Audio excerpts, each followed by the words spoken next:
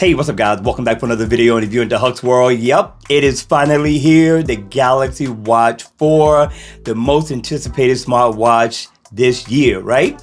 Now, we're going to talk about the smartwatch in a second, but for those of you all who want to know if I'm going to do a review on the Galaxy Z Fold 3, no, I will not, nor will I be doing a review on the Galaxy Z Flip 3 as well.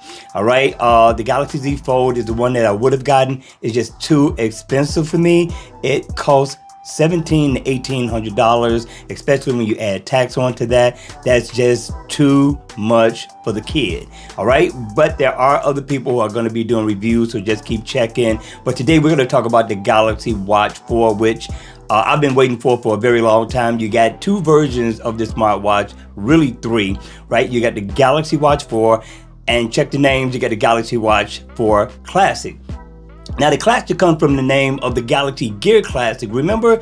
And so I don't know what's going on with Samsung and their naming scheme, but I wish they had kept it simple and said the Galaxy Watch 4 and the Galaxy Watch 4 Active. So I got to make sure I say the names right, but if I don't, please bear with me, all right? So check this out, right? Now, I seen the event. I watched some other videos from other people who were reviewing the smartwatch, and I've seen enough to give you my take on it, but I also want to know your take. So make sure everybody that's watching this video, hit me in the comment section down below. Let me know your thoughts on the smartwatch.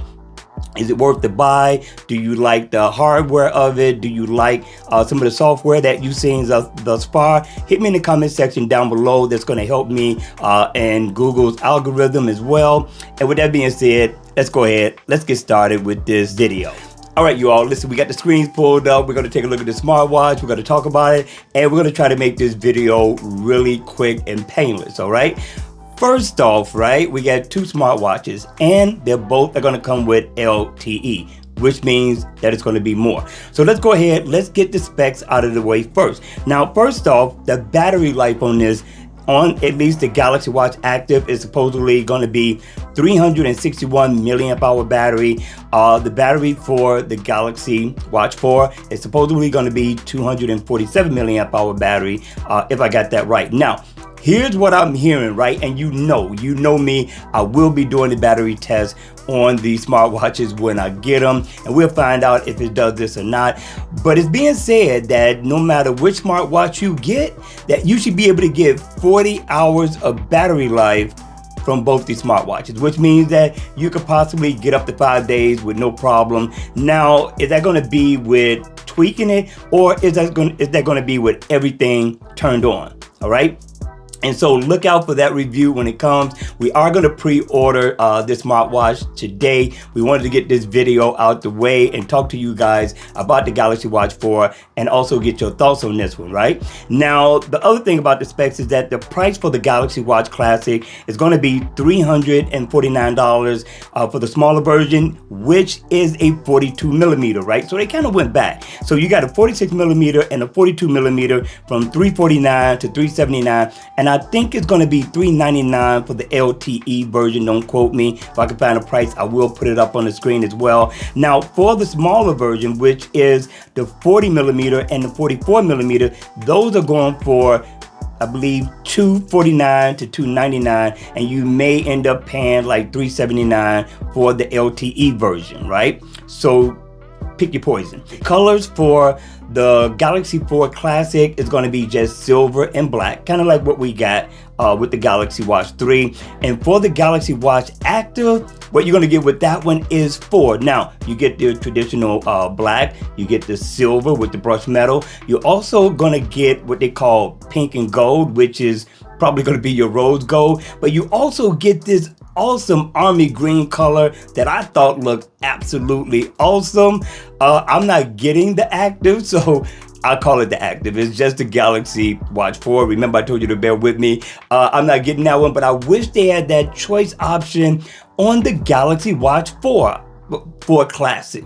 I really don't understand that, but those are the color options we got so far as the casing is concerned. Now, the storage, they finally did double it, not as much as what Apple did, because I believe, if I'm not mistaken, Apple went to 32 gigabytes of storage, right? We only getting 16, which is better than what we had. We've been at 8 for a very long time. All right. Now that's going to be it for the specs thus far. We're going to go deeper off into the specs when we get the actual smartwatch. But the resolution, I will tell you, did go up on this smartwatch as well. So you're going to get a beautiful display. It's going to be Super AMOLED. You're going to get things like, of course, Samsung Pay. You're going to be able to swim in this smartwatch.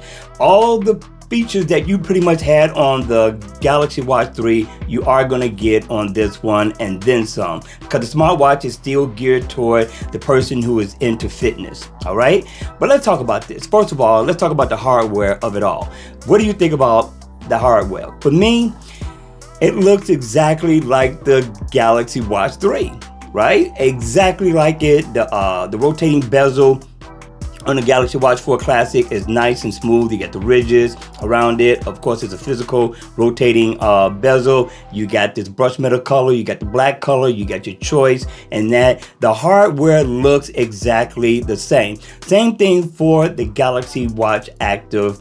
The Galaxy Watch 4. I told you I'm going to call it the Active because that's exactly what it is. It looks exactly like it. It doesn't have a rotating bezel. It has the same look as the Galaxy Watch Active 2.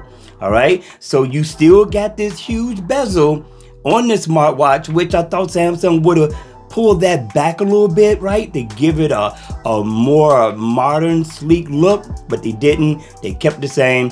Probably because of the virtual rotating bezel that they use. So they probably had to leave it like that. And that's fine. Now, I wasn't able to catch any video that went deep off into the software of it all so far as the operating system. So we all know that this smartwatch is running Android Wear. Now, I love Android Wear to a degree. Now, it looks like they got Samsung's OS on top of it, right? Not OS, their theme on top of it. And so you are going to see Samsung DNA within the smartwatch, which looks awesome.